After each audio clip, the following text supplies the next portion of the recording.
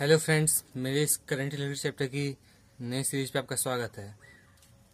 तो आज हम सीखने वाले हैं relation between length, radius and area of A current carrying wire.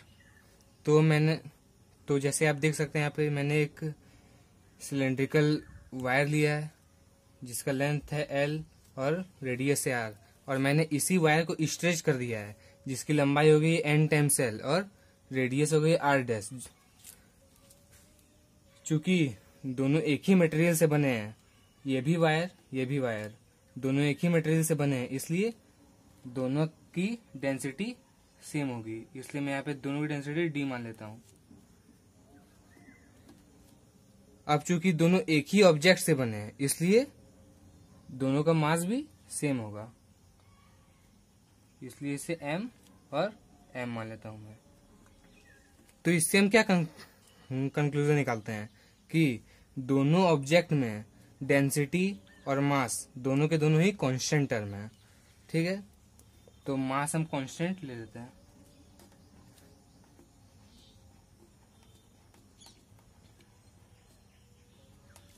Density भी कांस्टेंट है।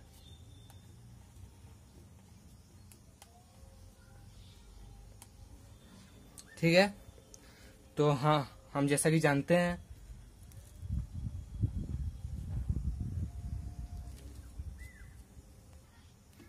मास इज इक्वल टू क्या होता है, वॉल्यूम इनटू डेंसिटी। तो मास मेरे पास कांस्टेंट, इसलिए हम इसे कांस्टेंट ले सकते हैं। तब वॉल्यूम का क्या होता है, volume pi are square l होता है, pi are square l into density ले सकते हैं। तब हम इसे इस फॉर्म में भी लिख सकते हैं, constant by pi are square into D is equal to L लिख सकते हैं। ठीक है, तब आप देख सकते हैं यहाँ पे ये जो पाई का वैल्यू है और डेंसिटी है, दोनों के दोनों ही कांस्टेंट है। तो इन दोनों की जगह हम पूरी कांस्टेंट लिख सकते हैं, इन दोनों की जगह भी बाय आर स्क्वायर लिख सकते हैं इज इक्वल टू लेंथ। अब कांस्टेंट की जगह पे प्रोपोर्शनल का साइन लगेगा, 1/r square is proportional to length. तो ये हमारे पास रिजल्ट मिला हमें। ठीक है, अब हम लेते हैं इस वायर का। अब इस वायर में क्या हो गया, मेरा लेंथ हो गया n टाइम्स हो गया, तब हम दोनों टाइम हम n टाइम्स से मल्टीप्लाई करते हैं, n into 1/r square is proportional to n times l। ठीक है, अब हम इसे इस फॉर्म में भी लिख सकते हैं, 1/r square by n proportional to n times l।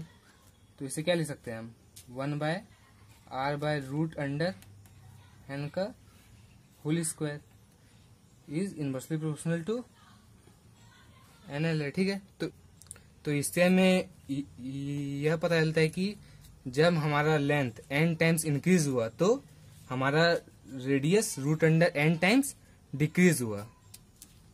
चलिए, तो हम एक एग्जांपल लेते हैं, एक क्वेश्चन लेते हैं हम।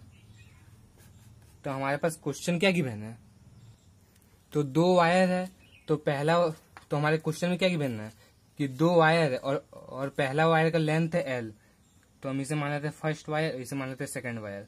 पहला वायर का लेंथ दिया हुआ L मान लेते हैं हम, और रेजिस्टेंस गिवन क्या है R, रेजिस्टेंस दिया हुआ है R। ठीक है, और सेकंड वायर का दिया हुआ है लेंथ 2 टाइम्स L हो गया, तो n टाइम्स L की जगह 2 टाइम्स L कर देते हैं। और तो हमें फाइंड क्या करना है, हमें फाइंड करना है कि सेकंड वायर का रेजिस्टेंस क्या होगा। तो हम सेकंड वायर के रेजिस्टेंस को R डैश मान सकते हैं। ठीक है, तब हमारे पास फॉर्मूला क्या है, resistance is equal to rho L by A है। ठीक है, ये हमारे पास फॉर्मूला है, तो इसे हम इक्वेशन 1 मानते हैं।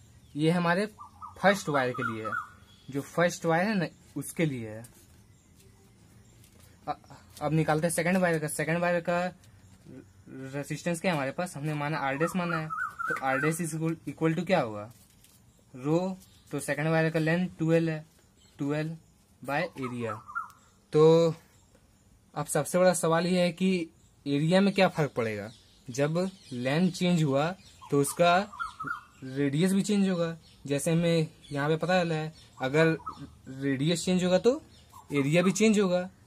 तो एरिया ऑफ सिलेंडर क्या होता है, पाई आर स्क्वायर होता है, सॉरी एरिया ऑफ सर्कल क्या होता है, पाई आर स्क्वायर होता है। तो पाई आर स्क्वायर के जगह हम अब हमें जानना है कि रेडियस क्या होगा। तो जैसा कि हम जानते हैं, जैसा कि हमने यहाँ पे देखा, जब लेंथ n टाइम्स इंक्रीज हुआ तब हमारा radius root under n times decrease हुआ, और अगर l 2 टाइम्स इंक्रीज होगा तो क्या होगा, हमारा radius root under 2 times decrease होगा। तो हम लिख सकते हैं ना r by root under 2 radius लिख सकते हैं, क्योंकि इतना टाइम्स डिक्रीज हुआ है, ठीक है। तब r डैश क्या होगा हमारे पास, 2 rho l by pi are square by 2।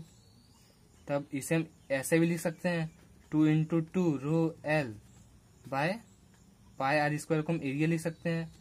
तब r डैश हमारे पास क्या होगा, 4 रो l बाय एरिया होगा।